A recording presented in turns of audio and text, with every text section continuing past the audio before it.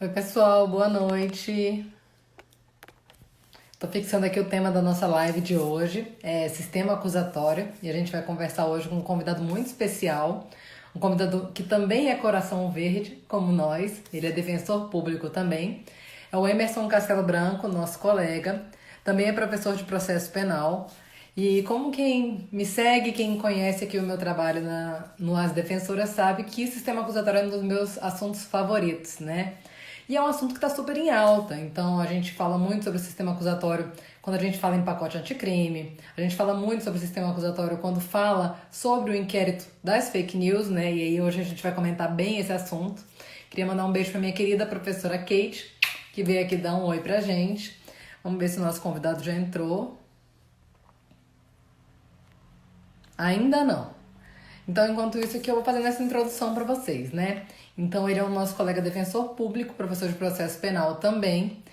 E a gente tem muita coisa para falar sobre o sistema acusatório. Eu vou fazer uma breve introdução sobre o que é o sistema acusatório em controvérsia com o sistema inquisitório. E eu vou deixar o nosso convidado falar um pouco mais sobre esse assunto. Vamos aguardar um pouquinho para ver se ele entra. Emerson, cadê você?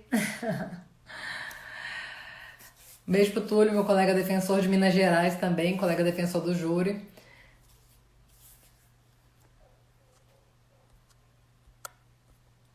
Já já a gente começa. Eu deixei o nosso tema da live aqui fixado. Para quem não sabe sobre o que se trata essa live, para quem veio aqui só de curiosidade, fica com a gente que essa live vai ser muito bacana, tá bom? Vai ser muito legal falar um pouquinho sobre o sistema acusatório. Emerson, pelo amor de Deus, cadê você? A professora Kate perguntou se vai poder. Ah, tá aí o Emerson. A professora Kate perguntou se a gente vai poder fazer perguntas. Eu vou pedir a vocês que, se quiserem fazer perguntas, a gente concentre essas perguntas no aplicativo de perguntas e respostas que fica aqui embaixo, é onde tem um ponto de interrogação, tá bom, pessoal? Então, se quiserem fazer perguntas, façam por meio desse aplicativo para que a gente possa jogar na tela. E quem entrar na live vai ter ciência do que a gente vai estar trabalhando, então, nessa questão. E aí, dependendo da quantidade de perguntas, da manifestação, eu vou deixar os comentários desativados. Já vou convidar aqui nosso. Vou, aliás, adicionar aqui. Vai ficar salvo no IGTV e a gente também joga sempre no nosso YouTube. Então, os avisos iniciais aí antes de começar a live. Oi, Emerson, tudo bom? Ô, Mayara, querida, uma alegria imensa, uma honra incomensurável fazer parte aqui dessa live com as defensoras, né? Agora representada aí por você. E também porque é uma oportunidade muito grande de falar de tema tão instigante, inclusive um tema muito importante para a defesa, né? Não só para o processo, como também para a defesa. Alegria imensa, boa noite. Tamo junto, vamos detonar, viu? Para mim é sempre. Eu vinha falando antes de você entrar, Emerson. Você está me escutando? Sim, sim, perfeito, Tá. perfeito. O meu fone ele não está conectando, então vamos sem fone mesmo. Eu vinha falando antes de você começar que o sistema acusatório é um dos meus temas preferidos e para mim é um tema básico para quem quer começar a estudar processo penal. Não dá para você entender o processo penal sem você entender qual o sistema efetivamente que é adotado naquele país, né?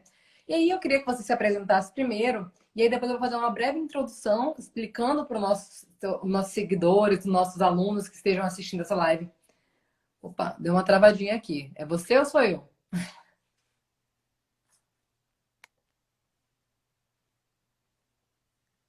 Opa, Escutando. será que foi você ou fui eu que travei? Deixa eu abrir a porta aqui, ver se a minha Não sei, internet. Dá veja para aí, ver agora bem? tá ok. Tô te Tá. escutando, tô te escutando. Então, eu vinha falando que o sistema acusador é um assunto fundamental para quem quer começar a entender o processo penal, porque quando você entende o sistema acusatório, o seu raciocínio parece que liga, né? Muda um switch Liga. e você começa a Exato. entender e a interpretar de forma crítica o ordenamento jurídico. Porque como eu te falei mais cedo, Emerson, o nosso ordenamento jurídico processual penal é uma colcha de retalhos. Ele é completamente disforme e o desavisado que for ler o Código de Processo Penal está perdido. Ele não entende o que o nosso Estado acredita, né? E eu É queria que você verdade. fizesse uma apresentação pessoal sua para os nossos seguidores também, porque temos seguidores nossos e seus aqui. E aí, antes da gente começar a falar, eu vou só situar ele sobre o que seria o sistema acusatório para a gente começar a debater sobre o assunto. Pode ser assim? Claro, com certeza. Meus amigos, eu sou o professor Emerson Castelo Branco. Acima de tudo, defensor sangue verde, viu? Tenho sangue de defesa. Amo muito o exercício da defesa, que é tão, digamos, muitas vezes não compreendida, porque quem não conhece o exercício da defesa, quem conhece passa a ser fã do exercício da defesa, porque não tem como. Por meio da defesa, você faz um filtro constitucional de injustiças sociais que geram injustiças dentro do sistema de justiça. Então, a defesa ela tem um papel muito importante de garantir o equilíbrio processual. Então, eu sou defensor público raiz, como eu gosto de dizer, sangue verde, apaixonado pela minha carreira que eu tanto amo, e professor, né? Professor de direito penal, processo penal também, eu me aventuro na parte, especificamente a parte que eu mais estudo, que é dessa nossa obra, que é a parte de provas no processo penal, principalmente provas ilícitas, e tenho uma alegria muito grande de fazer parte aqui dessa live com as defensoras, né? Então, muito obrigado aí, satisfação imensa. Meu cachorro está querendo participar da live, deixa eu tirar ele da live só um instantinho. Mostre seu cachorro aí, não tem vergonha, não. Ele é um gigante, ele vai derrubar essa live aqui, vai derrubar o tripé, vai derrubar o celular, vai acabar com a live. Depois apresente seu cachorro pra gente ir. Não tenha vergonha, não. Apresente ele pra gente aí. Vou apresentar. Emerson, eu achei muito interessante essa sua fala, porque eu realmente eu me sinto como você, sabe? Sempre vou me apresentar para os seus seguidores também. Meu nome é Mayara, claro. sou integrante do grupo das defensoras. E sempre me perguntam, você sempre quis ser defensora? E a minha resposta é não, Emerson. Eu tinha, olha só a loucura que passou na minha cabeça lá no começo, né? Eu queria fazer Ministério Público. Olha aí, é bem diferente, hein? Totalmente diferente. E aí a Defensoria Pública me escolheu, me acolheu e me apaixonou. Então não tem como você conhecer o trabalho defensivo e não se apaixonar.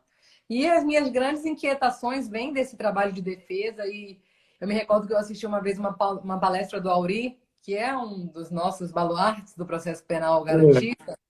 E eu saí muito triste, porque eu falei, poxa, mas o processo penal era para ser algo tão bonito. E essa bagunça toda que a gente vê aqui no Brasil, que ninguém sabe para que lado vai, que ninguém sabe se a gente é sistema acusatório ou não, né? E já introduzindo aqui no nosso tema de hoje, eu vou trazer aqui só algumas características para os nossos alunos sobre os diferentes sistemas que a gente tem, os dois principais, né? Então, existem dois principais sistemas que são considerados, que é o sistema inquisitório e o sistema acusatório. O tema está fixado aí nos comentários. E eles são diametralmente opostos, né, Emerson? Não tem como a gente confundir um sistema com outro. O sistema inquisitório, ele já, pelo nome, ele já diz a que veio, né? Ele é baseado nas ideias da Inquisição, né? O indivíduo, ele é objeto de verificação e tudo vale para que se busque o resultado final do processo. Então, é uma inquisição mesmo. O juiz concentra todas as funções, ele é acusador, ele é defensor, ele é juiz, então ele chuta a cabeceia e corre para o gol para pegar a bola, né? Eu costumo brincar com meus alunos falando isso. E é difícil você imaginar uma imparcialidade de um magistrado que ele começa acusando. E esse é uma das grandes preocupações do nosso processo penal. Se ele começa acusando, a gente já sabe que essa defesa já não vai ser feita com o mesmo vigor. E a gente pode fazer um paralelo com a nossa atuação como defensor, Emerson, quando te chamam para atuar como assistente da acusação. Você já não vai com aquela vontade, né, Emerson? Você já vai assim, pô, mas o assistente da acusação tem que acusar mesmo, mas eu gosto de defender, minha cabeça está moldada para defender. E o sistema inquisitório, ele tem esse juiz que faz todas essas funções. Então, a gente não tem efetivamente defesa, não tem ampla defesa, não tem contraditório. Então, ele é um procedimento secreto. Então, tudo que tem de errado no sistema, a gente consegue colocar no sistema inquisitório. Ele é secreto, ele não tem registros, porque só interessa a prova para o juiz. E o juiz, ele tem um poder incontrolável. Ele pode fazer tudo no processo, porque lá tudo vale pela verdade real. Então, para quem ainda não conhece o sistema, esse é o sistema inquisitório. E o nosso sistema que tem sido muito comentado, né? Não sei se é o nosso sistema, a gente vai discutir isso agora. Nosso sistema que tem sido, está em evidência é o sistema acusatório. O sistema acusatório é um sistema mais fundado em normas de direitos humanos. É um sistema em que o magistrado ele é imparcial, ou seja, ele fica equidistante das partes. Nós temos funções bem definidas, né, para os atores do processo. Então, tem uma acusação que acusa, uma defesa que defende, e um juiz que só julga, que não participa do processo. E nós temos, então, uma ideia de imparcialidade. Para que a gente tenha imparcialidade, e a gente lembre também do nosso princípio democrático, esse processo ele é todo registrado e ele é público, né? Ele é escrito, ele tem registros, eu consigo mensurar o que foi produzido ali, eu consigo, inclusive, valorar de forma intersubjetiva. Eu consigo rever. Outra pessoa consegue rever o que foi decidido e consegue chegar àquele raciocínio final. Então, ele é um sistema que se funda nos direitos fundamentais e trata o indivíduo como sujeito de direitos. Feito esse paralelo, essa introdução aqui, porque o convidado da noite é você, Emerson, explica para os nossos seguidores, para as pessoas que estão nos assistindo, qual é o sistema que atualmente é adotado no Brasil, tá? E por onde isso começou a se dizer, né? Perfeito. Meus amigos, o que todos precisam saber é o seguinte: para saber qual é o sistema processual adotado na China, adotado na Noruega, adotado na Itália, adotado na Espanha, adotado no Brasil, você olha para a Constituição Federal desses países. Não sei nem se a China tem Constituição Federal, certo? Detalhe. Capaz de não ter. Acredito que não tenha. Mas para você saber qual é o seu sistema processual penal, olhe para a Constituição Federal. Era como já dizia o professor Rogério Lauria Tucci. Então, o Tucci, né? Tucci ou Tucci, é aquela velha história greco ou greco. Então, depende. Igual o seu nome, é Totti ou é Taut, né? Tachi. É Tachi, pronto. Mas todo mundo quer chamar de Tachi. Tachi. Todo mundo quer chamar de Tachi, mas é Tachi. Aí é bullying. Aí é bullying. Então, para saber qual é o sistema processual adotado em cada país, olhe para a Constituição Federal desse país. Por quê? Porque o processo penal tem que ser o processo penal constitucional. Isto é, o processo penal ele tem que ser um espelho da própria Constituição Federal, dos seus direitos e das suas garantias individuais. Se você tem um texto constitucional que não é garantista, isto é, um texto constitucional que não assegura direitos e garantias individuais do indivíduo para protegê-lo do próprio Estado, significa então que provavelmente esse sistema processual ele não vai ser garantista e provavelmente você terá um sistema autoritário, em que o direito de defesa será reduzido ou suprimido. Por outro lado, se o seu sistema processual ele é um sistema processual que ele tem relação direta com a proteção do indivíduo diante dos interesses do Estado, se ele tem um sistema de proteção de direitos e garantias individuais que vão assegurar à pessoa o direito de confrontar aquela imputação feita pelo Estado contra ela, o sistema, ele é o sistema acusatório. O que marca o sistema acusatório são dois pilares.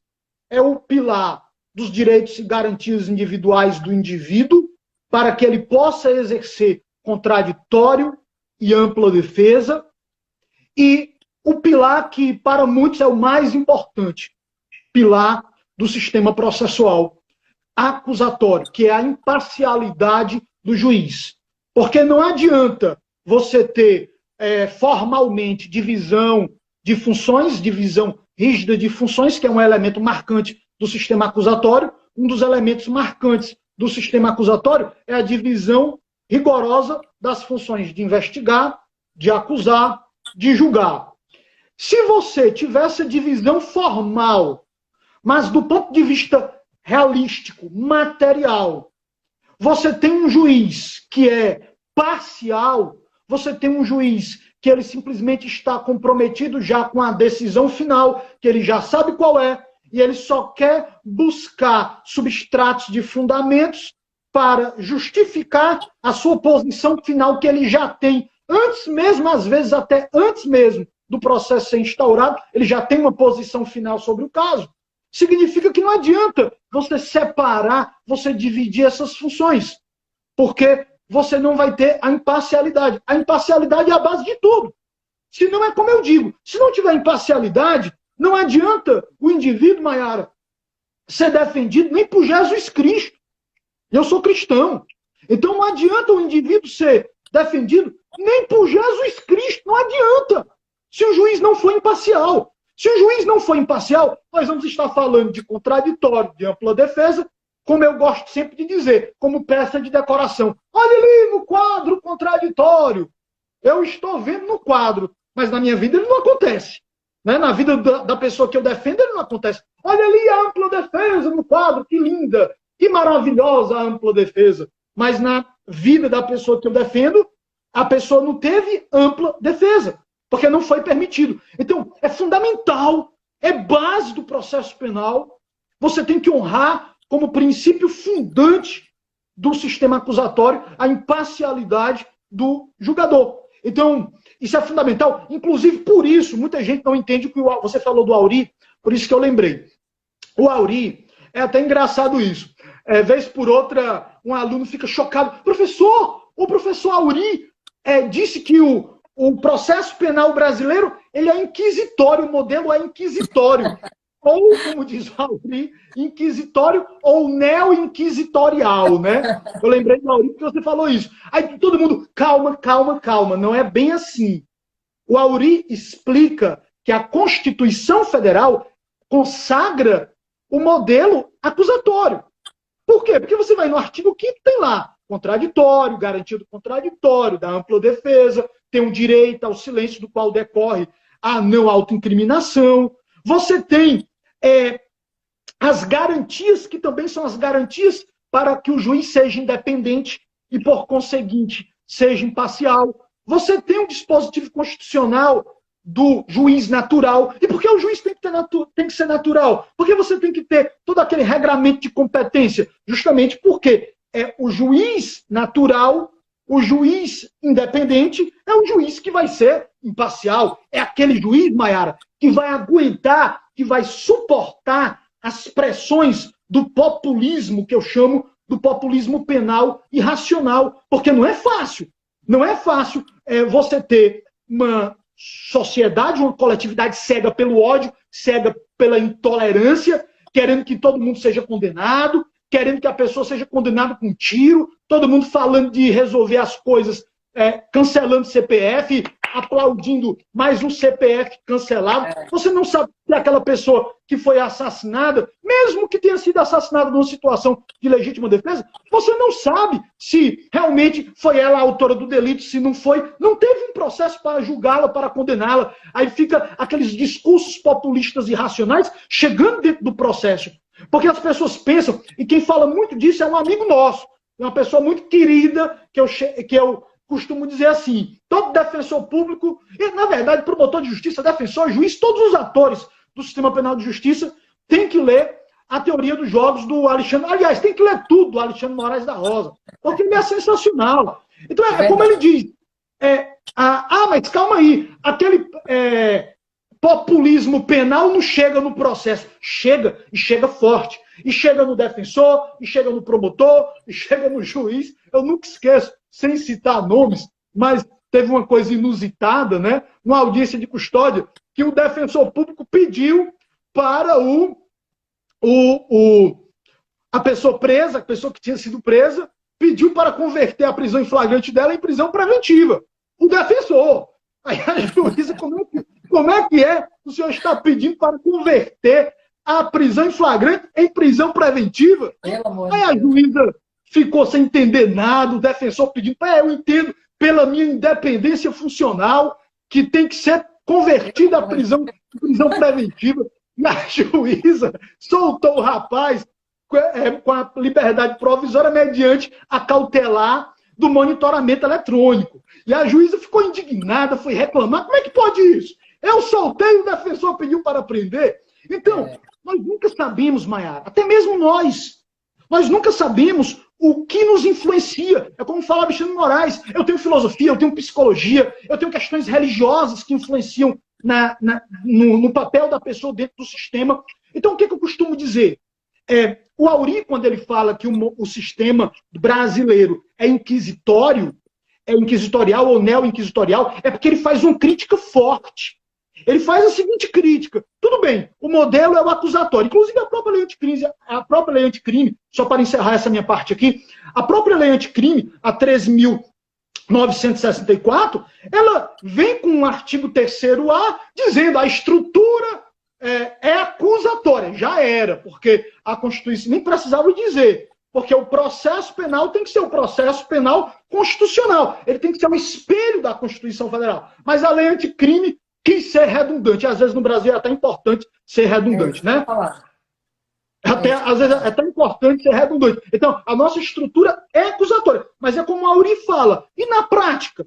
E dentro da realidade? Saindo do idealismo normativo da Constituição, do idealismo normativo que trouxe a lei anticrime. Na prática, o nosso sistema, ele é acusatório ou ele é inquisitório?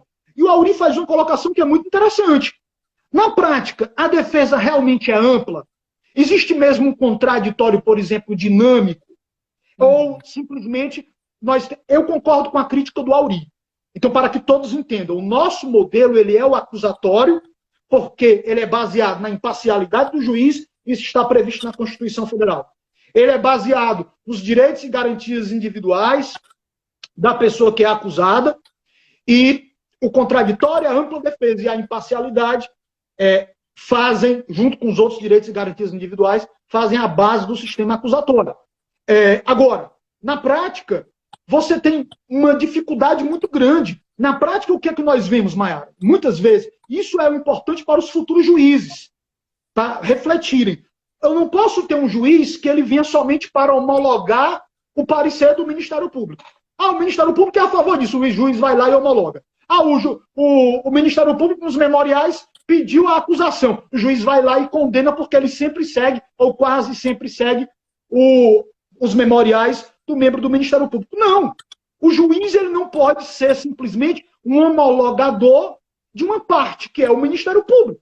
O Ministério Público ele pode pedir o que quiser, ele pode requerer o que quiser, ele é parte no processo penal. Ele pode solicitar o que ele quiser. Mas o juiz ele não pode ser um mero homologador do que o Ministério Público, por exemplo, deseja. E isso é a base do sistema acusatório. O juiz ele deve ficar distante da acusação, distante da defesa, guardando distância. E acima de tudo, o nosso sistema ainda tem traços fortíssimos do sistema inquisitório, só para citar 2 exemplos e encerrar nossa participação nessa parte aqui. O artigo 156, e mesmo com a lei anticrime, veja como você falou muito bem, é uma colcha de retalhos, por quê? Porque você não pensa de forma sistemática. Como é que você simplesmente acaba com a possibilidade de prisão preventiva de ofício, apesar de ter uma corrente que ainda entenda que possa, mas a lei anticrime retirou a possibilidade da prisão preventiva de ofício, mas ao mesmo tempo você vai no artigo 242 e continua lá. A lei anticrime não alterou, Mayara. Busca e apreensão de ofício permanece no CPP. Como é que eu posso ter busca e apreensão de ofício pelo juiz e não ter mais prisão preventiva? Veja, não fecha, é contraditório. Por quê? Alteraram parte do CPP sem pensar de forma sistemática os outros dispositivos. Ou seja, nós temos ainda muitos traços do sistema inquisitório, que tem justamente essa figura do juiz ser protagonista, do juiz ter iniciativa probatória. O nosso sistema somente será realmente estruturante do ponto de vista acusatório quando realmente o juiz não puder praticar atos de ofício e esse protagonismo seja um protagonismo das partes. Então, concorda comigo? Então, é acusatório, mas na prática eu concordo com a Auri. Na prática, nós não temos um sistema acusatório como prega o idealismo normativo, né, da Constituição Federal e da própria lei anticrime. Eu gosto muito dessa sua fala e eu gosto muito dessa crítica que o Auri faz, Mas eu discordo de você em um ponto, né? Que eu acho que depois que eu explicar, você vai concordar comigo. O artigo Sério, terceiro sério. A, que previa o sistema acusatório de forma expressa, ele é extremamente necessário. Porque, Concordo. infelizmente, no Brasil, nós não sabemos ler, nós não sabemos aplicar a lei. Nós aplicamos a lei de forma individual, nós pegamos dispositivos isolados que não estão sistematicamente interpretados e aplicamos e continuamos aplicando. Ô Emerson, um dia desses eu fiz um post com aquele vídeo daquela juíza impedindo o acusado de responder só perguntas da defesa. Você sabe qual é, né? Que ela começou Eu a vi que perguntar. Pois é. absurdo, meu Deus. Então. E aí, o que acontece? Começou a se travar um debate nos meus comentários com um magistrado indo me perguntar se realmente nós aplicamos o sistema acusatório. Um magistrado. Então, perceba que a Constituição não te fala sistema acusatório de forma expressa. Você tem que entender o direito para saber que ela aplica um sistema acusatório. Nós temos direitos e garantias fundamentais, nós temos um acusador oficial, que foi implementado pelo artigo 129. Nós temos isso tudo nos princípios que permeiam a Constituição, mas parece que nem todo operador do direito sabe ler o direito. E é É esse verdade. o motivo pelo qual o artigo 3º-A ele é tão necessário. Eu preciso dizer que o Concordo. sistema é acusatório para que as pessoas entendam que ele é acusatório. Porque senão elas vão se apoiar nesse 242, vão se apoiar nesse 156 para dizer, mas eu posso fazer isso. Ele não vai fazer uma leitura sistemática, como o Auri já vinha fazendo há algum tempo da Constituição, quando ele falava que esses dispositivos contrários ao sistema acusatório não haviam sido recepcionados pela Constituição. Voz Concordo. isolada, vinha batendo sozinha, falando: se a gente adotou o sistema acusatório, eu não posso ter juiz produzindo prova de ofício. Eu não posso ter juiz insistindo nas perguntas, porque isso é contra o que a Constituição prevê. O juiz ia lá e falava: 156 diz que eu posso. Quem é que disse que eu não posso? Não foi declarado inconstitucional? Exato. Isso acontece. E aí o artigo Exato. 3º-A, eu queria até salientar um ponto que para mim é muito claro. O artigo 3º-A, ele foi suspenso no bolo do juiz das garantias por motivos escusos. Porque ele não trata do juiz das garantias. Ele trata do nosso sistema. Ele está no capítulo do juiz das garantias, mas ele não trata. Ele foi suspenso de forma desnecessária para manter algumas posturas do poder. Isso é uma leitura muito clara que eu faço. Ele não precisava ser suspenso, ele não tem fundamento para ter suspendido esse dispositivo. E aí você coloca o 3º-A e escreve o que eu estou te falando, Emerson. Esse 3º-A, ele vai ser mantido. O Supremo Tribunal Federal não tem nem fundamento para afastar o 3º-A, porque nem tem pedido em relação a isso. E o que vai acontecer? O 156 vai continuar permitindo que o juiz produza a prova de ofício e o juiz vai dizer, mas o 156 diz que eu posso. Isso é absurdo. Pois é um absurdo um negócio desse. E esse é o problema da gente ter um sistema processual retalhado. A gente tem o que alguém falou aqui em sistema acusatório com resquícios de sistema inquisitório. Isso é o que a gente ensina para quem vai fazer concurso. Porque é como se fosse um resumo de algo tão absurdo, mas é o que a gente ensina. Mas isso não tem como coexistir num sistema.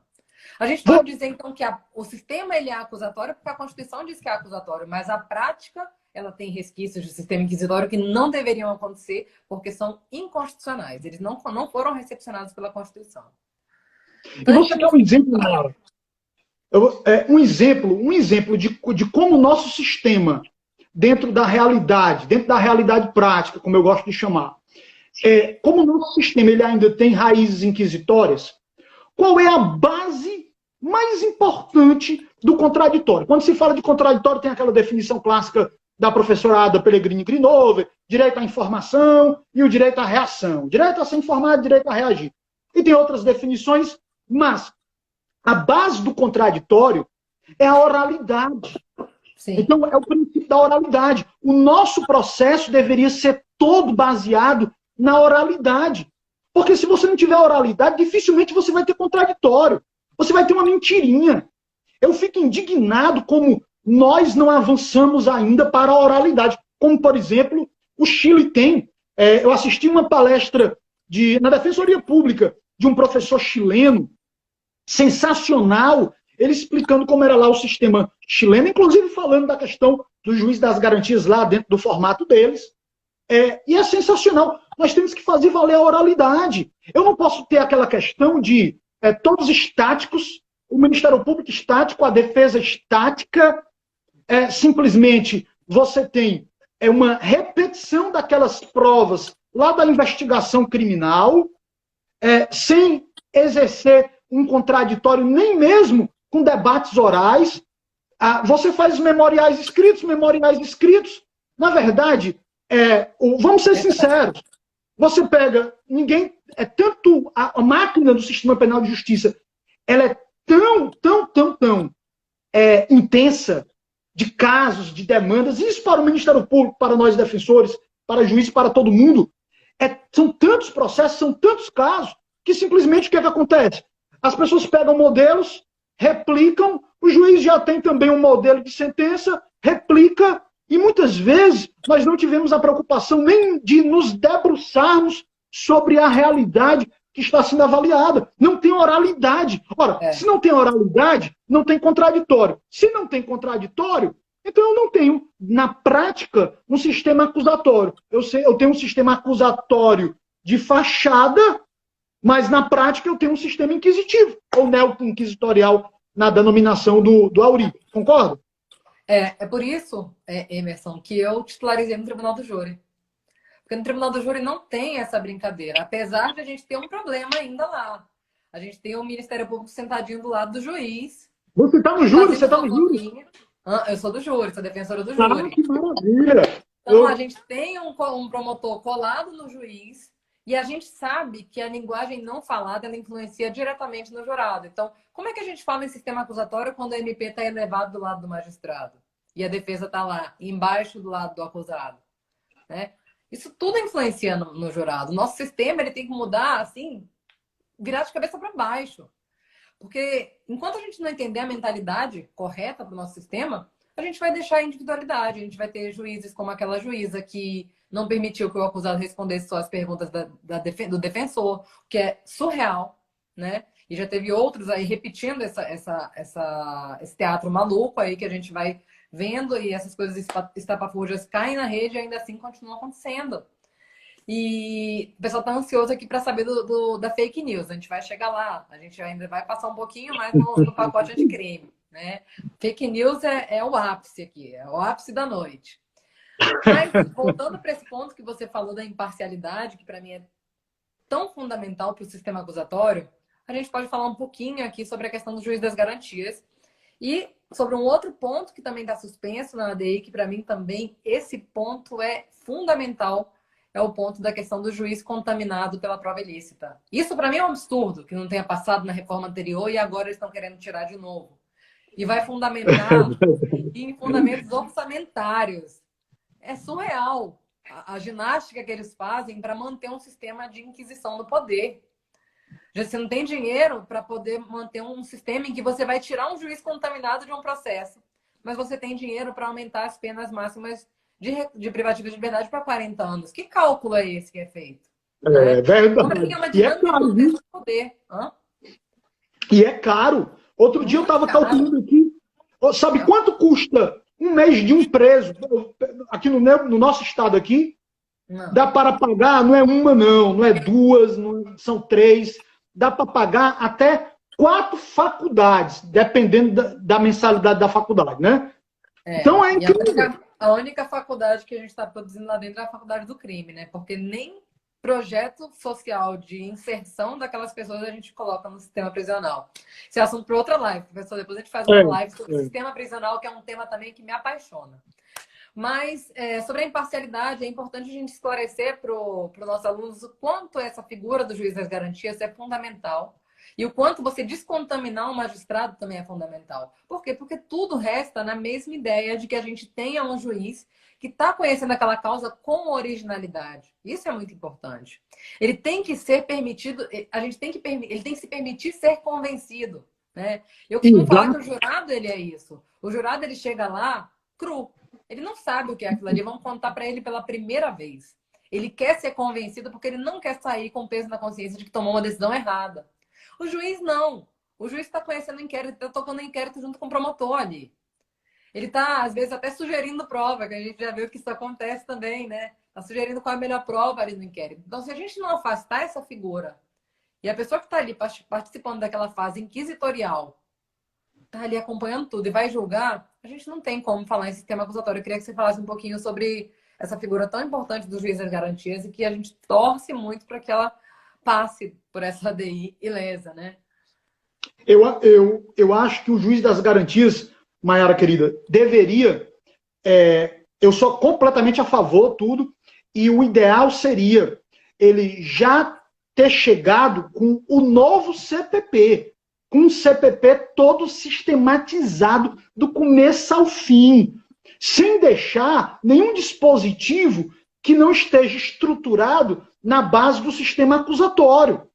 Você não pode ter o juiz das garantias, como você falou, e ao mesmo tempo eu tenho um juiz que pode produzir prova de ofício.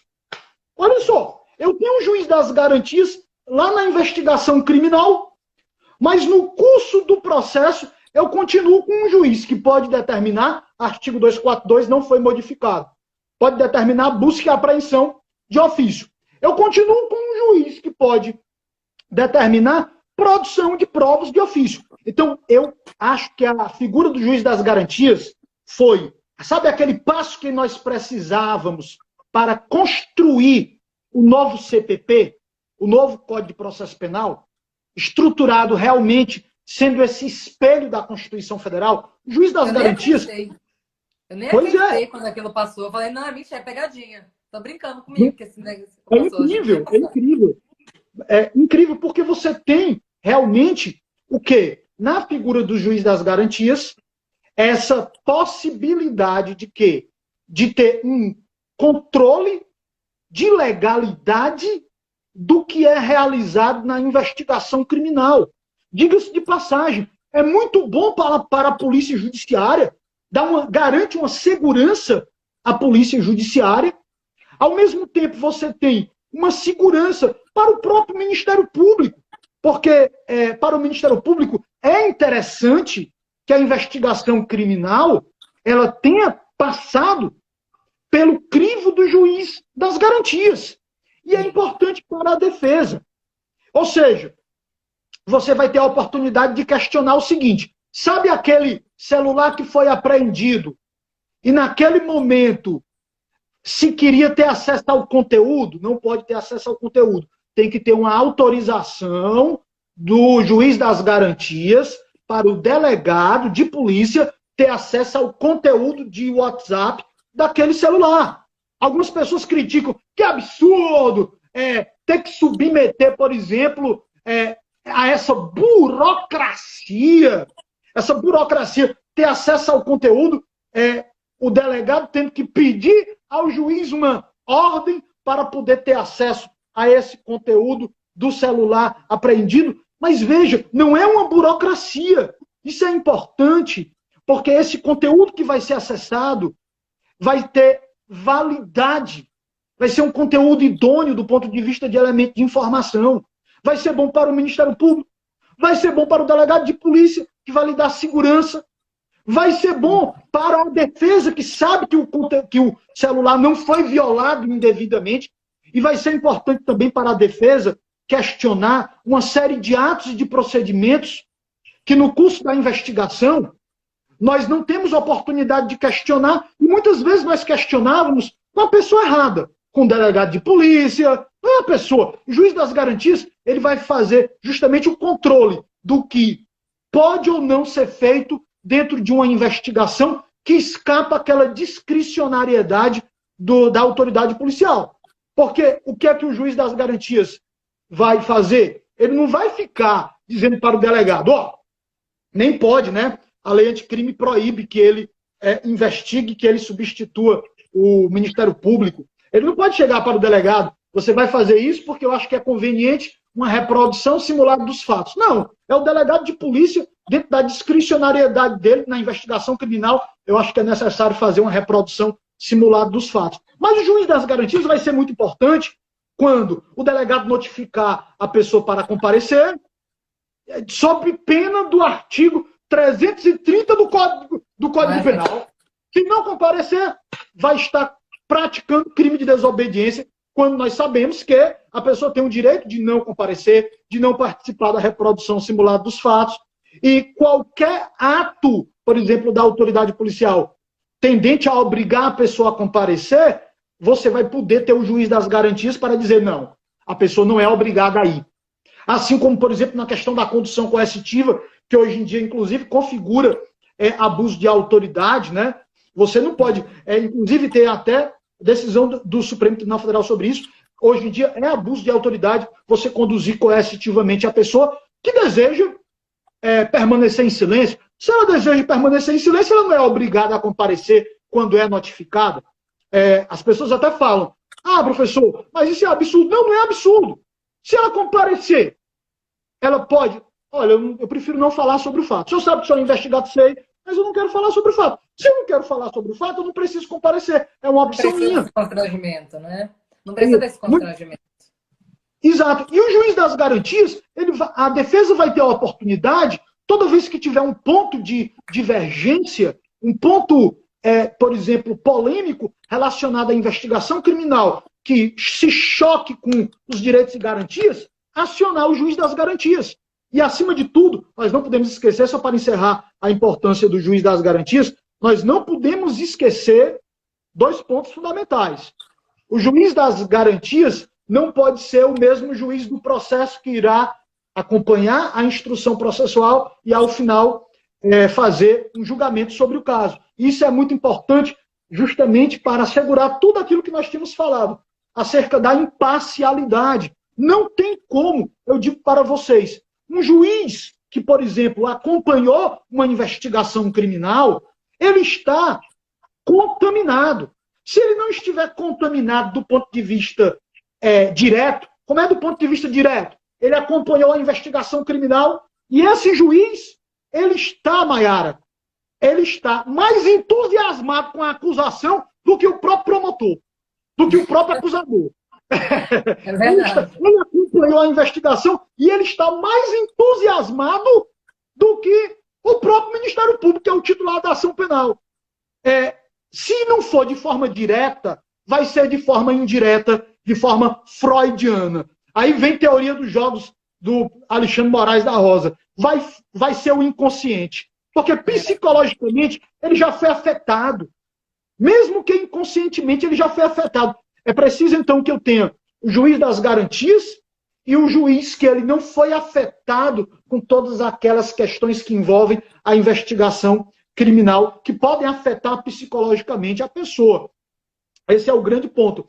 E a questão também da tortura, o juiz que tem que ser ressaltado. O outro ponto fundamental, além do juiz das garantias ser muito importante para assegurar a imparcialidade, o juiz das garantias é imprescindível também para nós tentarmos diminuir no Brasil as práticas de tortura, que são chamadas a justiça penal subterrânea. Nós temos que diminuir no Brasil a incidência de justiça penal subterrânea. Aquela coisa que, e não é culpa, eu sempre digo, não é culpa jamais da autoridade policial, do policial, por exemplo, militar. É culpa de formação, Maiara. Tudo na vida é formação. Não tem como. Tudo na vida passa de você saber qual é o seu papel, o que você tem que fazer, até onde você pode ir, qual é a sua missão constitucional. Então, quando você vê cenas como essas na televisão, de uma viatura da Polícia Militar que chega, descem policiais, batem numa pessoa, isso é uma anomalia. Isso tem que ser corrigido no Brasil. Tanto que foi tema de outra live minha. Claro que há exceção, não é a regra. Então a polícia, assim como o Ministério Público, assim como a Defensoria Pública, assim como o Supremo Tribunal Federal, assim como todas as instituições, são instituições honradas. Mas eu tenho uma regra e eu tenho as exceções. E eu tenho que ter muito cuidado para o quê? Diminuir no Brasil a prática de justiças penais, a justiça penal subterrânea, que são ações à parte do sistema, do controle formal do sistema de justiça. E o juiz das garantias, eu acho que vai ser um reforço a isso daí. Nós vamos, passo a passo, digamos, contribuindo para o quê? Para um sistema que garanta... muitos alunos me perguntam isso. Professor, a gente tem que ter cuidado com impunidade. Temos que ter cuidado com impunidade. Claro. Então o sistema ele tem que ser firme, ele tem que ser eficiente. em relação a quem realmente é culpado, que tem que ser julgado, que tem que ser condenado de uma forma justa, dentro de um processo penal democrático. O sistema, ao mesmo tempo, também tem que prevenir erros, porque nós sabemos que no Brasil o índice de erros é imenso, e esses erros são, infelizmente, e esses erros são gerados desde a fase da investigação e passa por todos nós, inclusive pela defesa, Maiara. Inclusive pela defesa, porque nós temos que olhar também para o lado da defesa. Quantas e quantas vezes a defesa não peca também no aspecto de eficiência? Todos nós, é como eu falo, sistema de justiça, todos fazem parte do mesmo time. Se alguma coisa está errada, ou de uma forma direta ou indireta, você é responsável por aquilo que está errado. Então, essa é a importância do juiz das garantias, né? Evitar abusos, evitar prática, por exemplo, de tortura. E você vai pela prevenção. Você vai pela prevenção. Até pouco tempo, aqui no nosso estado, você tinha as pessoas indo para a audiência de custódia com um laudo sem foto. Sem foto, Maiara. Aí, veja, você ia olhar o documento, dizia que o médico tinha examinado a pessoa e não tinha identificado nada. Pasme. Não tinha identificado nada. Aí chega na audiência, defensor, promotor, juiz, o cara está destruído. O cara fisicamente está destruído. Chega juiz, promotor, defensor, todo mundo fica chocado. Meu Deus do céu, a pessoa está toda ferida. Como é que o laudo não atestou isso daí? Então, para mim, todo laudo no IML tem que ter a descrição do médico, que tem que ter fé pública, mas tem que ter fotos e tem que ter filmagem. Nós temos que acabar com isso de não filmar. Durante muito tempo, você não tinha a filmagem das audiências.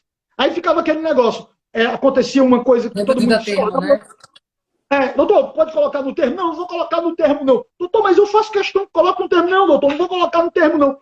Pronto, tá filmado agora. Doutor, o senhor não quer colocar no termo? Não, tá aqui, tá filmado na audiência. Lá no Chile, eu fiz uma live sobre isso, nem faz parte do tema, mas toda a polícia usa câmera. Câmera. A polícia de Santa Catarina já começou a utilizar também. Toda ação policial, para mim, tem que ser filmada. Cadê? É muito fácil. Coloca uma câmerazinha aqui. E isso, Maiara, não é para prejudicar a polícia, não. Olha, pensa bem. Isso é para o quê? Isso é para ajudar a polícia, para ajudar o policial. Porque vai ser a garantia. Tá aqui, ó. A garantia de que eu agi dentro da legalidade. Tá aqui a garantia de que foi preciso eu atirar. O cara puxou uma arma para mim. Tá filmando aqui todo o procedimento. Isso é a garantia de todos. Então, essa é a importância do juiz das garantias. Ser esse reforço na fase da investigação, que vai ser importante para a Polícia Judiciária, vai ser importante para o Ministério Público, para a Defesa e principalmente para a pessoa que está investigada, indiciada ou presa, né? Nessa fase. É verdade. É perfeita essa tua análise, Emerson. Resumiu bastante tudo que eu penso. Eu queria só pontuar 3 coisas aqui que ficaram na minha cabeça aqui, que além de a gente proteger... Vou pontuar essas 3 coisas para a gente passar para o próximo tópico, então, que o pessoal quer saber sobre fake news, né? Mas o que eu achei interessante também nessa questão do juiz das garantias foi mais um ponto que muita gente, às vezes, não percebeu. É o fato da gente ter controle também sobre as investigações que não passam pela polícia. Eu estou falando aqui também do PIC, procedimento de investigação criminal, agora passa pelo juiz das garantias. E antigamente era o quê? Um procedimento de gabinete. Tinham várias investigações sendo realizadas no âmbito do Ministério Público que ninguém nem sabia que estavam acontecendo. Então, isso também é uma garantia de que a gente vai saber que tem uma investigação acontecendo em desfavor de uma determinada pessoa. Não vai fazer mais investigação de gabinete, isso é muito importante. Outro ponto importante, você já comentou, só queria fazer relação com a teoria que o Alexandre menciona no livro dele, que é a teoria da dissonância cognitiva. Né? O que você vinha falando ali sobre o fato do camarada já ter formado a convicção dele, né? E a teoria da dissonância cognitiva é uma teoria da psicologia social que eu sempre gosto de explicar para os alunos porque ela rege a nossa vida. Então, como a gente vai imaginar que isso não vai reger a decisão do magistrado? Não existe ser humano neutro, né? Ele pode tentar ser imparcial e o nosso dever enquanto sistema é garantir o máximo de imparcialidade possível. E por isso a gente cria o juiz das garantias. Mas a teoria da dissonância cognitiva, ela prevê que você tende a se apegar à primeira teoria que te é apresentada. Né? Então, se alguém te conta uma história com algum grau de razoabilidade, você costuma se apegar àquela história e você já formou a sua convicção em relação a ela. E quando você optou, isso por tudo na vida, quando você optou por uma determinada teoria, uma determinada escolha na sua vida mesmo, eu escolhi entre ser juiz e promotor, ser juiz e defensor, defensor e promotor.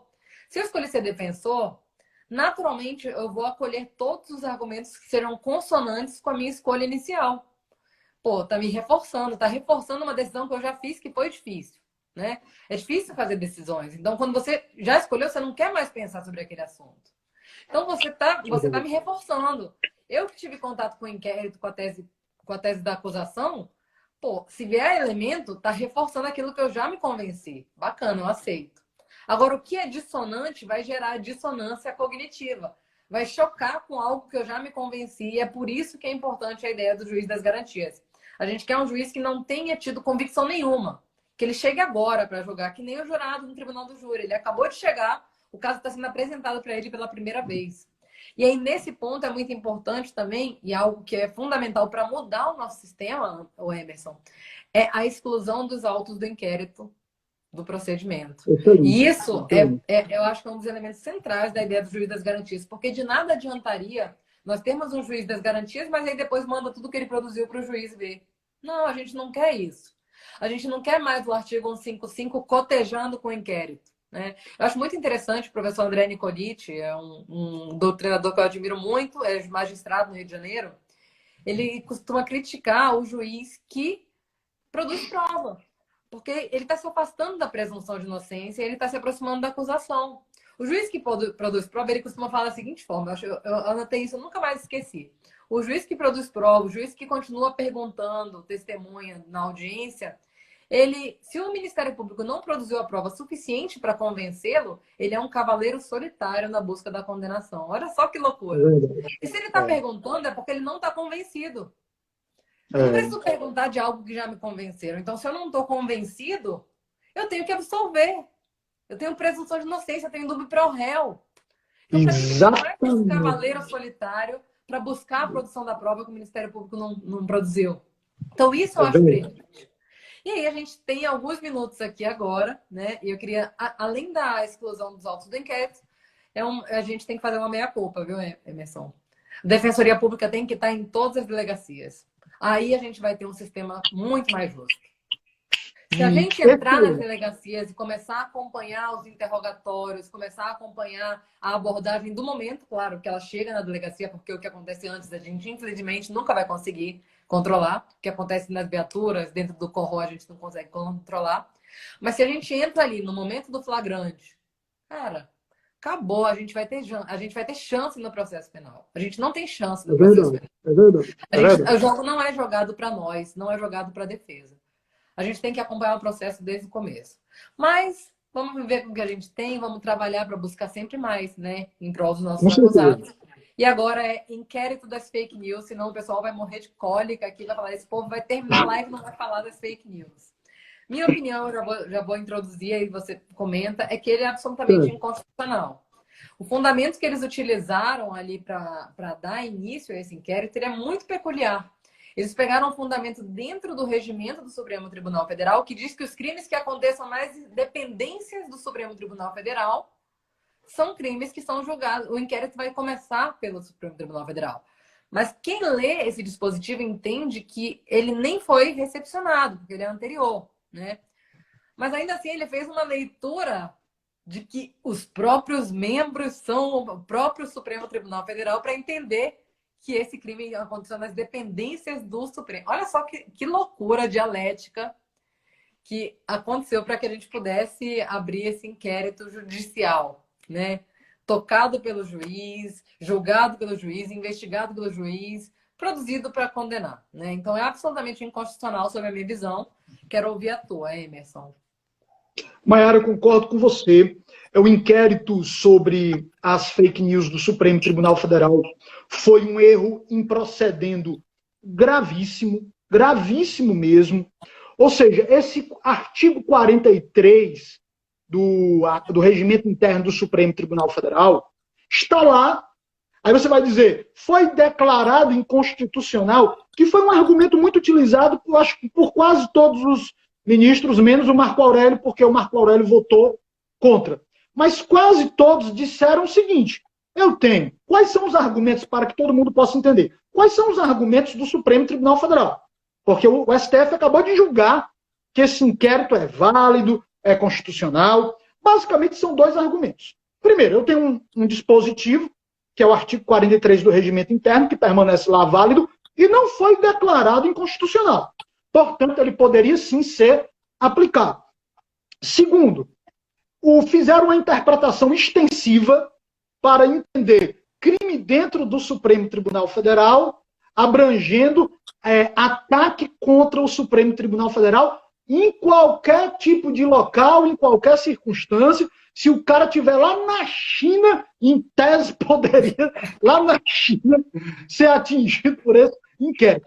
Fizeram uma interpretação extensiva. E basicamente eles utilizaram o seguinte argumento. Estou falando dos argumentos dos ministros. Eu posso ter inquérito policial militar, eu posso ter CPI, Comissão Parlamentar de Inquérito, uma série de outros órgãos podem investigar, até a velhinha de Copacabana pode investigar. Velhinha de Copacabana foi um caso de uma senhorinha que ela viu um caso julgado pelo STJ. Ela viu um traficante, morava no primeiro andar, o traficante vendia droga, ela passou um ano investigando esse traficante, tirando foto, colhendo provas, mandou para o MP ofereceu a denúncia com base na investigação da velhinha de Copacabana. Ou seja, aí tem aquela história de que o inquérito policial, ele não é, digamos, ele é presidido pelo delegado de polícia, deve ser realizado o inquérito policial pela polícia judiciária, mas não impede outras investigações de outros órgãos, de outras instituições. Eles se apegaram a isso. Então, se outros órgãos, se outras instituições podem investigar, o Supremo Tribunal Federal também poderia. Mas tem um pequeno detalhe aí, que é bem, parafraseando Sherlock Holmes, né? Que é bem elementar, meu caro Watson, meu caro ouvinte, que é o seguinte: o problema de o Supremo Tribunal Federal investigar é porque o STF é poder judiciário. E se ele é poder... Não pode. É o único que não pode. Todo mundo pode, só eles que não podem. Uma coisa, Mayara, é nós fazermos, você, nós somos defesa. Investigação defensiva. Uma coisa é o Ministério Público fazer o seu procedimento investigatório próprio. Outra coisa é o procedimento dos crimes militares, né? Inquérito policial militar. Outra coisa é o inquérito policial da polícia judiciária, que é quem deve investigar crime mesmo, por essência, né? Missão constitucional. Mas, meus amigos, o órgão, olha bem, o órgão que julga, ele não pode investigar, justamente porque é ele que julga. Então você destrói com a separação de funções do sistema acusatório. Então sempre foi um absurdo, uma aberração, uma coisa teratológica. Eu fiz uma live em que eu brinquei nessa live e muita gente não gostou da brincadeira, da ironia que eu fiz, tá? Então eu vou repetir a ironia que eu fiz nessa live e muita gente ficou chateada. Então é claro que o Supremo Tribunal Federal, o que ele fez foi absurdo, o que ele fez não tem respaldo constitucional em nenhum autor, nenhum jurista tem coragem de chegar e dizer: eu respaldo o Supremo Tribunal Federal no inquérito das fake news. Não tem como. A ironia que eu fiz foi a seguinte: de repente, não mais do que de repente, todo mundo passou a se preocupar com o sistema acusatório e todo mundo começou a falar de garantismo. Eu vi pessoas que falavam antes, bandido bom, amigo meu, que eu não vou dizer nome aqui porque eu não vou comprometer ninguém, mas em grupo de WhatsApp. Temos 20 segundos para concluir esse raciocínio. Tá? Concluir esse raciocínio, a gente abre uma outra e finaliza a live. Segura esse raciocínio então, a gente abre, fecha essa live e abre mais uma para poder finalizar, tá bom? Então, pessoal, volta aí, a gente vai fechar essa live e eu vou abrir agora mais uma e o professor Emerson vai entrar de novo aqui para a gente finalizar. Até mais.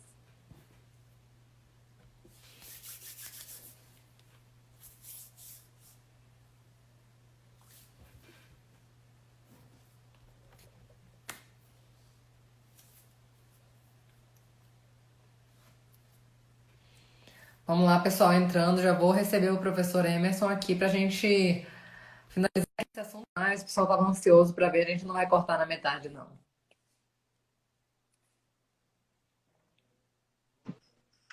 Vamos lá, retoma aquele raciocínio. Pois Vamos é. esperar o pessoal entrar, dá um minutinho o pessoal entrar de volta. O pessoal vai querer ouvir isso aí, que estavam ansiosos desde o começo da live para saber. Bom, acho que a gente já está retomando aí. Pode continuar, então. Fala da sua ironia do sistema acusatório, essa é boa. Qual? A ironia, né? É. Pois bem, muita gente nessa live ficou chateada, inclusive comigo, tudo porque eu fiz uma brincadeira, eu fiz uma ironia. Eu concordo que o inquérito é inconstitucional, eu concordo que é uma teratologia. Na verdade, eu tenho, saindo do lado jurídico e tentando entender a razão disso daí, eu acho que o Supremo Tribunal Federal queria mostrar força, mostrar naquele momento que estava tendo muito conflito, né, com o poder executivo. Ele queria ali trazer uma manifestação de unidade, de união entre os ministros e queria mostrar força. Mas deixando isso de lado, o inquérito é completamente absurdo pelos argumentos que eu já citei. Fere o sistema acusatório e cria uma figura esdrúxula. Como pode a pessoa que investiga, se a pessoa que decreta a prisão temporária? Veja, Mayara, olha só, a pessoa que investiga, ao mesmo tempo, é a mesma pessoa que decreta a prisão temporária, decretou a prisão temporária daquela garota, da Sarah Winter e de outros. A pessoa que investiga é a pessoa que decreta a prisão. É uma lesão clara do sistema acusatório. Agora, sabe o que isso me está cheirando, Emerson? Hã? Sabe o que isso me está cheirando? O quê? Sistema inquisitório. Sistema inquisitório, o inquisidor possui todas as funções, o inquisidor é que produz a prova, o inquisidor é que acusa. É a mesma coisa. A gente está vendo um exemplo clássico daquilo que eu falei no começo da nossa live, que é o que não deve acontecer no sistema processual penal. A gente está vendo um juiz que acusa, um juiz que produz prova, um juiz que filtra a prova e, pior ainda, tá, Emerson? Se ele é o Supremo Tribunal Federal, essa prova aqui, ela é automaticamente válida. Porque quem é que vai declarar a ilicitude dessa prova? É verdade. Quem é que vai declarar que essa prova aqui não estava nos moldes adequados da Constituição, se foi o próprio Supremo Tribunal Federal que produziu essa prova? Nós temos um inquérito judicial imbatível. Imbatível. Muito complicado, né? Muito complicado. E outra coisa, eu estou muito preocupado, Mayara. Inclusive, eu acho que o Ministério Público Federal podia esclarecer isso. O próprio Supremo Tribunal Federal tinha que esclarecer isso. Eu estou muito preocupado com uma série de informações que chegaram para mim. Eu não sei se procede ou não procede. Tem que verificar isso com rigor, de que as prisões temporárias foram de ofício. Isso é a aula mais básica de prisão temporária. Prisão temporária não pode ser decretada de ofício. Ou você vai ter a representação da autoridade policial, do delegado de polícia, ou você vai ter a solicitação do Ministério Público. Jamais prisão temporária de ofício. Isso tem que ser esclarecido, porque se teve mesmo prisão temporária de ofício, é algo extremamente grave. Agora, a ironia que eu fiz foi a seguinte: de repente, não mais do que de repente, eu tenho um histórico processo repleto de mazelas, de lesão ao sistema acusatório. Nós citamos aqui vários tipos de ofensas ao sistema acusatório. Eu tenho uma história de ofensas ao sistema acusatório. Eu tenho um histórico de lesões aos direitos e garantias individuais de acusados. E não mais do que de repente, todo mundo agora é defendendo o sistema acusatório e todo mundo agora se tornou garantista. Até quem não era garantista. Minha amiga, eu tenho um grupo de amigos meus, um grupo de amigos e professores que eles criaram, eles acreditam na tese do garantismo integral, né? Aquela tese que foi criada para se contrapor ao garantismo, né? Para mim não existe garantismo integral, mas criaram essa história do garantismo integral, criaram a tese do garantismo integral. Veja, o que é, na verdade, o garantismo integral? Na minha visão, você está criando uma teoria para relativizar direitos e garantias.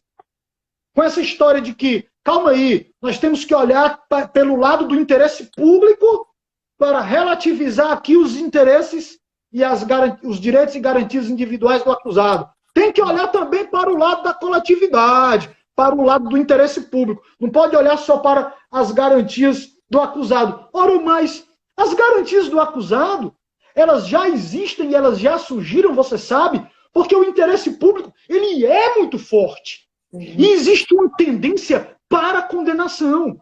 O processo, ele já gera uma tendência dentro dos atores do sistema penal de justiça, você sabe disso?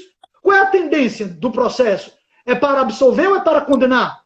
A tendência é para condenar. Então, já tem um desequilíbrio. Quando se fala de direitos e garantias individuais, contraditório e ampla defesa, é para equilibrar isso aqui. Porque já tem um desequilíbrio. Exatamente. É o princípio do favor-rei, né? É o princípio do favor-rei. Ele tem um Exato. O garantismo, ele vem para equilibrar. Aí criaram um garantismo integral para desequilibrar novamente, em nome dos interesses do Estado. Aí eu vejo as pessoas que antes falavam de garantismo integral, defendendo o garantismo integral, que é relativizar direitos e garantias individuais, e de repente, aquelas pessoas passam a adotar o garantismo mesmo de Ferraioli. Não, vamos aqui observar os direitos e garantias individuais das pessoas contra o Estado, contra esse poder do Estado. Como assim? Eu pensei que vocês gostassem de olhar pelo lado do interesse público. Porque não é um inquérito da fake news, não tem um interesse público, não tem um interesse da coletividade. Então eu não posso aqui dar uma relativizada nos direitos e garantias individuais em nome do interesse da coletividade. Não pode não. Tem que olhar para os direitos e garantias individuais. Veja, eu criei a expressão que nessa live e polemizou, porque eu disse, são os garantistas de conveniência. Garantismo de conveniência não dá. A pessoa é garantista no inquérito das fake news por questões políticas. Aí depois, quando não for mais o inquérito das fake news, peraí, agora eu não sou mais garantista, não. Então, ou você é ou você não é garantista. E se você não for garantista, vai ser o quê, né? Aí, então foi essa brincadeira que eu fiz. Garantismo de conveniência não dá. Então tem que ser garantismo sempre, para todo mundo, em qualquer situação, para a Sarah Winter, garantismo para a Sarah Winter, para o morador de rua que tem seus direitos suprimidos sociais. Então, garantismo tem que ser então para todos. Eu não posso ter, porque eu via gente, aí eu também critiquei e gerou polêmica isso. Eu tenho gente que é contra desculpe, é a favor da prisão logo após o julgamento em segunda instância, a favor de antecipar a pena antes da decisão final dos tribunais superiores, e critica o inquérito das fake news. Tem que criticar tudo. Então, garantia é garantia. Você só é culpado após a sentença penal condenatória transitada em julgado. O que o Supremo Tribunal Federal fez foi errado. Instaurar inquérito policial instaurar inquérito administrativo dele de ofício. O que o STF fez foi errado, completamente errado. Mas a prisão antecipada antes do trânsito em julgado é errado também. Então você tem que ser coerente. Ou você é ou você não é garantista. Senão você é garantista de conveniência. Que significa o seguinte: se o alvo for meu inimigo, se for meu inimigo, e eu tenho interesse em ver a destruição do meu inimigo, eu não sou garantista. Se não for meu inimigo, aí eu sou garantista. Eu não posso ter isso. O direito não permite conveniência, ou é ou não é. Então foi essa a crítica que eu tinha feito. Mas no mérito, concordo com você. O inquérito é inconstitucional. E eu acho que o Supremo Tribunal Federal, até comentaram aqui, teve um colega defensor que comentou, deu uma decisão política, né? Foi uma decisão eminentemente política. Né? Então é Infelizmente, isso. um outro colega perguntou aqui, quem pode fazer alguma coisa? Infelizmente, ninguém, né? Infelizmente, ninguém pode fazer alguma coisa em termos jurídicos, porque o Supremo Tribunal Federal é a casa máxima, né, que interpreta a Constituição Federal. E, curiosamente, né, voltando aí para os fatos curiosos desse inquérito, o próprio Ministério Público concordou que o inquérito era legal. O Ministério Público que está sempre brigando, que diz que tem que seguir o inquérito acusatório porque eles são os acusadores oficiais. Não, nesse caso aqui foi legal. Então a gente percebe, e isso é uma preocupação que eu tenho desde que começou a Lava Jato, Emerson, que a gente tem um processo penal que ele se tornou um processo penal politizado, exatamente isso. O processo penal, ele tem muito mais gente opinando do que deveria ter. Tem gente que nunca não sabe nem o que é sistema acusatório e está falando de sistema acusatório agora.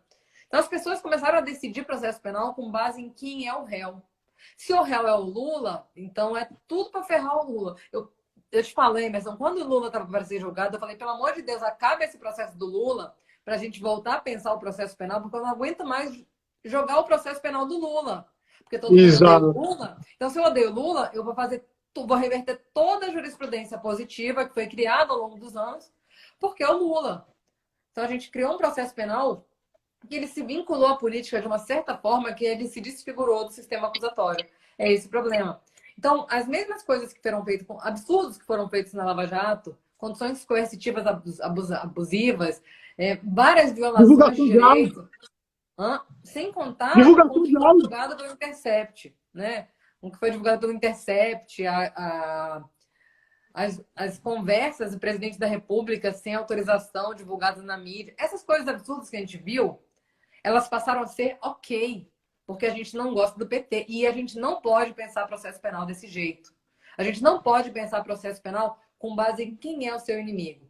E tem um texto, eu estava tentando puxar na memória um texto que é muito interessante. Por quê? Porque a gente que está aqui brigando pelo pobre e pelo preto, basicamente, né, que é a nossa clientela fiel, a gente que está brigando por essas pessoas, a gente está sempre defendendo o garantismo e falando, eu preciso de direitos. Eu preciso de condenações justas. Eu preciso ter certeza que essa pessoa cometeu esse crime para que ela seja condenada. Eu preciso de imparcialidade.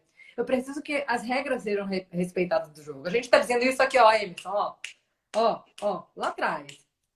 A gente fala isso para um amigo nosso que convive no nosso círculo familiar, colega, que às vezes vai trocar um papo numa mesa de bar.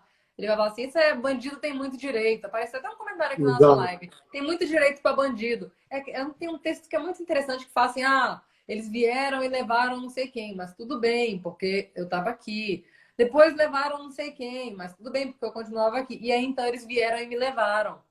E aí eu vi que o negócio era sério. Então é isso que está acontecendo. Porque quando a gente está mexendo com a parcela mais baixa da população, que são os nossos assistidos, ninguém está interessado em direito e garantia fundamental. São os invisíveis. Quando a gente está mexendo com o inimigo, ninguém está interessado. Eu tenho amigos aqui que são extremamente reaça, sabe? Que postam, eles são muitos amigos, eu tenho muitas inscrições com relação ao posicionamento, mas eu já tinha uma amizade antes de saber que a pessoa era desse caminho, né? E aí a pessoa postava, porque bandido tem que morrer, porque não sei o quê, porque tem muito direito para bandido. E eu ficava só olhando. Vinha na minha casa e falava assim, mas você é defensora de bandido. Eu falava assim, tá bom. E eu tentando explicar, né? Explicar que 40% das pessoas estão presas preventivamente. Não, mas não interessa. Se está preso, o presídio tem que ser ruim mesmo. Se quisesse coisa boa, não tinha cometido crime. E a gente vai respirando fundo, né? A gente vai ouvindo essas coisas e vai respirando fundo. Aí chega perto, Emerson. Aí quando chega perto é um negócio impressionante. Acaba com qualquer coerência. Chega perto, essa mesma pessoa que me falou que eu sou defensora de bandido estava lá falando assim, cadê os direitos e garantias fundamentais? E aquele monte de stories lá. Sistema acusatório, não pode prender de ofício, direitos das pessoas. E aí, esse texto que eu te falei de quando eram os outros, eu não vi, mas quando chegou em mim, agora eu vi, agora eu não tenho mais nada a fazer. Porque o texto era assim, eu vi chegando perto, mas enquanto não era comigo, estava tudo certo. quando chegou em mim, não tinha mais nada a ser feito, porque já tinha tomado tudo. Essas pessoas colocaram esse mesmo raciocínio para falar agora do direito que elas viam que podia ser afetado delas. Eu vi Entendeu? muito isso. O Alexandre Moraes da Rosa, ele fez uma live comigo lá no começo da quarentena, eu acho que foi até antes da quarentena, e ele falou uma coisa que eu achei muito interessante, que ele conversa com os amigos dele, e ele falou que sempre quando ele conversa com os amigos dele, ele pergunta, se você fosse julgado, você queria ser julgado por mim ou pelo Moro? Ele pergunta porque os amigos dele criticam a forma dele de julgar, porque falam que ele é muito garantista, dá muito direito. E ele fala assim, e se você fosse ser julgado, você queria ser julgado da minha forma ou da forma que foram julgamentos da Lava Jato? E aí acaba com Excelente. qualquer argumento. Entendeu? Acaba com Acaba com qualquer qualquer argumento. argumento. Porque é muito Excelente. fácil você abrir mão do direito dos outros. Né? Não é meu É, direito. é. Agora, quando chega em você, você fala assim, poxa, isso era realmente importante, eu não dei ouvidos, agora não tem mais nada a fazer. E é isso que está acontecendo, Emerson. A gente está vivendo uma deterioração dos nossos direitos. Consistente, né? Então, depois a gente não pode reclamar quando um irmão, um amigo, um É parente, ou verdade. até nós É mesmos verdade. nos virmos nessa situação. Qualquer um pode ser acusado de crime. A gente tem que É garantir os direitos. Né? Eu verdade. sou uma ferrenha defensora do garantismo e às vezes até tem algumas pautas que são até difíceis para a gente, né, Emerson, como defensores públicos. Por exemplo, eu sou escrita defensora do princípio da legalidade, então, em processo, em direito penal. Então, não tenho como concordar com a ADO do Supremo, a ADO 26, que criminalizou a LGBTI-fobia, embora eu entenda que o direito é louvável. Eu entendo que as pessoas têm direito a que isso seja criminalizado, a que realmente o Estado dê uma resposta. Mas quando eu entendo que eu posso adotar uma analogia no direito penal, daqui a pouco eu É, estou abrindo esse leque e aí tudo é permitido. Então a gente tem que ser muito cuidadoso com o que a gente abre quando a gente fala na esfera penal. é verdade. É Essa era a verdade. mensagem final que eu queria deixar. A gente se empolgou um pouquinho aqui nesse assunto, né, Emerson? Mas eu vou deixar agora para você também deixar uma mensagem final. Te agradecer muito por essa participação e eu já vi que a gente vai fazer outras lives com certeza, porque o papo foi muito bacana. A conversa foi muito fluida e o tempo passou e eu nem percebi. Então, queria te agradecer muito e te convidar para que a gente possa fazer outras no futuro também. E muito obrigada. Pode falar um pouquinho para os nossos seguidores. Maravilha. Mayara, eu que te agradeço. Te agradeço imensamente. Poxa, como você é uma professora sensacional. Parabéns, viu? Obrigada. Quando falou que era tribunal do júri, aí eu tá aí. Olha aí o dom da auditora. Casa tudo. Professora, tribunal do júri, tá. Eu também tenho minha origem no tribunal do júri. Passei muito tempo no tribunal do júri. Então, somente. Então, ainda tenho saudade do tribunal do júri, mas eu acho que eu garanti minha contribuição lá, deixei meu legado no tribunal do júri. Mas passei grande parte da minha vida como defensor lá. Parabéns, parabéns aí. Eu fico muito feliz. A página de vocês, eu digo assim, pessoal, quem não segue as defensoras, siga agora, porque é assim conteúdo de uma qualidade incrível. Eu comecei a conhecer, seguir, e é muito bom isso daí, porque, por exemplo, poxa, que ideias sensacionais você tem, e sacadas, e pensamentos, e eu acho que esse é o nosso objetivo. Não tem sentido, né? Direito para se resumir a tecnicismo, direito para não ser crítico. Eu digo assim, eu até brinquei na última eleição para defensor geral, eu brinquei, eu só vou apoiar a candidata a defensor geral se tiver um dos compromissos, bibliografia. A gente não pode ter mais prova para concurso, e eu entendo que isso deve ser para juiz, para promotor, para defensor, para delegado, baseada na letra da lei, jurisprudência, letra de lei, uma doutrina de resumo. Eu acho que tem que ter bibliografia. Insere uma bibliografia importante para cada carreira tem a sua bibliografia. Vamos colocar na bibliografia, Mayara, para os concursos da Defensoria Pública, Milton Bueno de Carvalho, vamos colocar Auri Lopes Júnior no processo penal, vamos colocar a professora em criminologia, professora Vera Malaguti. Então, vamos inserir Então, vamos inserir bibliografia de defensores, colocar uma bibliografia de custos vulneráveis com os autores defensores aí, que são todos meus amigos, o livro da Lara, que a Larinha acabou de publicar, Lara Teles. Eu tenho. Vamos colocar na bibliografia, vamos fazer. Assim, eu acho que também deve ser os concursos para magistratura, para o Ministério Público, fazendo bibliografia, para acabar com essa história de concurso só. Eu sei disso, porque eu ensino, você também ensina preparação para concurso. Se você chegar num processo penal, gente, eu trouxe uns textos aqui interessantes. Sai correndo e tira essa professora, tira esse professor. Vieram falar aqui de uns assuntos que nunca vão aparecer. Nós temos que mudar isso daí. Então, mas eu confesso, Emerson, que nas minhas aulas eu sempre deixo um ganchinho para reflexão, porque uma coisa que me incomodou muito, Emerson, foi perceber o quanto a nossa formação enquanto profissionais ela é rasa. Na escola, agora que mudou um pouquinho, eu acho, agora os alunos têm filosofia, mas na minha época você não precisa pensar. Na faculdade você tem 2 disciplinas de filosofia, o resto é tudo lei. Você vai aprender a reproduzir lei.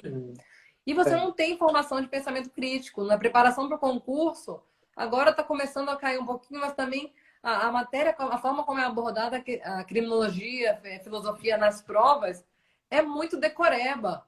E você tem um profissional que nunca precisou pensar.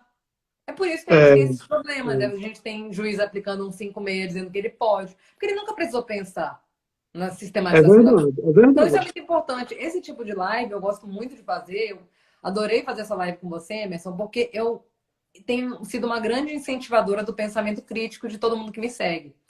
Também no meu Instagram eu produzo muito conteúdo fazendo as pessoas refletirem, porque eu acho que é isso que a gente quer. A gente não quer formar repetidores de normas. A gente quer formar pessoas que vão mudar as nossas carreiras. E aí eu deixo aqui uma instigação também para os nossos colegas defensores, que eu sei que tem alguns aqui assistindo live. E essa é uma provocação também para mim, né? Para você e para todo mundo que é da nossa carreira. Produzir conteúdo. A gente tem que produzir conteúdo do lado de cá, porque nossas bibliografias não são de defesa, não tem visão de defesa.